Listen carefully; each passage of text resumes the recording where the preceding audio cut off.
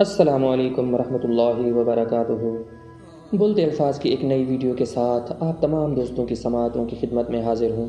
آج کی جو تحریر مجھے موصول ہوئی ہے، ایک بیٹی نے اپنے ماں باپ کی زندگی کی محبتوں کو اپنے قلم سے لکھ کر لفظوں کی مالا بناتے ہوئے مجھے ای میل کی ہے۔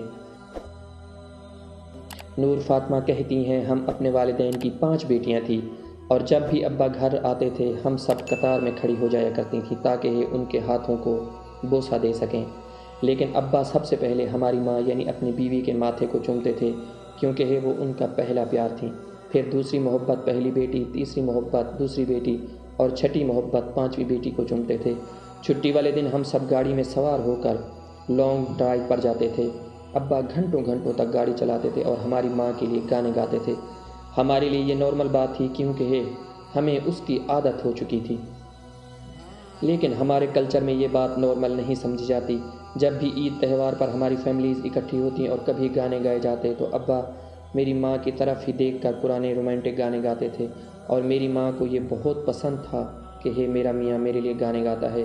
اماں ابا کے پسند کے کپڑے پہنتی تھی اور شوق سرخ رنگ کی لپسٹک لگاتی تھیں اور جیسے بال میرے ابا کو پسند تھے ویسا ہیئر سٹائل بناتی تھی، حتیٰ کہ وہ دکھ تکلیف میں بھی ایسا ہی کیا کرتی تھیں۔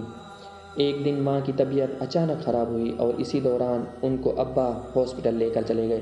ہاسپٹل جانے کے بعد ابا کو ڈاکٹرز نے الگ کمرے میں بلایا اور ابا کو کہنے لگے کہ آپ کی بیوی کو بلڈ کینسر ہوا ہے اور وہ آخری اسٹیج پر ہے۔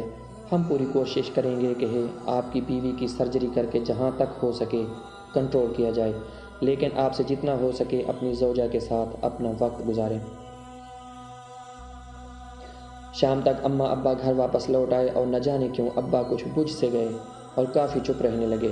اماں کے کافی اصرار کرنے پر بھی ابا نے ان کو کچھ نہ بتایا اور ہمیشہ اماں کے ساتھ وقت بتانے لگے۔ ہر سرجری کے بعد اماں مزید بیمار ہوتی گئیں، حتیٰ کہ اتنا بیمار ہو گئیں کہ وہ ٹھیک سے چل بھی نہیں سکتی تھیں۔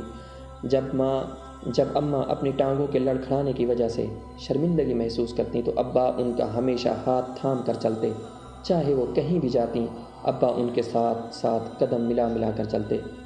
ابا ہمیشہ ان کے بستر کے پاس بیٹھتے تھے، ان کے بالوں کو سہلاتے اور تب تک قرآن کی تلاوت کرتے جب تک ان کے ہونٹ خشک نہ ہو جاتے۔ کسی رات ابا کرسی پر بیٹھے بیٹھے سو بھی جایا کرتے تھے، لیکن جب آنکھ کھلتی وہ پھر سے تلاوت اور دعائیں پڑھنے لگتے۔ جب اماں کی آخری سانسیں چل رہی تھیں اور وہ اپنے خالق حقیقی کی طرف واپس لوٹنے کے لیے تیار تھیں تو ابا اماں کے قریب آ کر بولے، سنو میری دکھ سکھ کی ساتھی، تم نے بڑی ایمانداری اور دیانتداری سے اپنی زندگی میرے ساتھ گزاری اور تم 57 سال میرے دکھ سکھ میں، میری دھوپ چھاؤں میں میرے ساتھ قدم سے قدم ملا کر کھڑی رہی۔ سنو، تم جب تک میری زندگی میں رہی اپنی پاک دامنی پر قائم رہی۔ میری شریک حیات، آج جب کہ ہمارا بچھڑنے کا وقت آ گیا ہے، میں اللہ کو گواہ کرتے ہوئے اپنے بچوں کے سامنے اپنے دل سے کہتا ہوں کہ میں تم سے راضی ہوں اور تمہیں یہ بھی بتانا چاہتا ہوں کہ تم اکیلی نہیں جاؤ گی، بس کچھ دن کی دوری ہے، تم میرا انتظار کرنا، میں بھی عنقریب اس خالی دنیا کو چھوڑ کر تمہارے پاس آ جاؤں گا۔ نور فاطمہ کہتی ہے، میں نے یہ سن لیا اور مجھے بہت شدید غصہ آیا۔ ہم باقی لوگوں کی کوئی حیثیت ہی نہیں ہے جو ابا ہمیں چھوڑ جانے کی بات کر رہے ہیں۔ اب ہم سب بچے جوان تھے، کچھ شادی شدہ اور بچوں والے تھے، اور میرا یہ ذاتی تجربہ کہتا ہے کہ ابا کو لگتا تھا کہ ان کا اب کوئی اور نہیں ہے اس فانی جہان میں، اور ابا ہر روز ہماری ماں کی قبر پر جایا کرتے تھے۔ ابا نے قبرستان والوں کو درخواست کی کہ جب میں مر جاؤں تو میری بیوی کے ساتھ والی جگہ پر مجھے دفن کیا جائے، اور دن میں کئی بار ہم سے پوچھتے رہتے تھے کہ کیا قبرستان والوں کی طرف سے اجازت نامہ مل گیا۔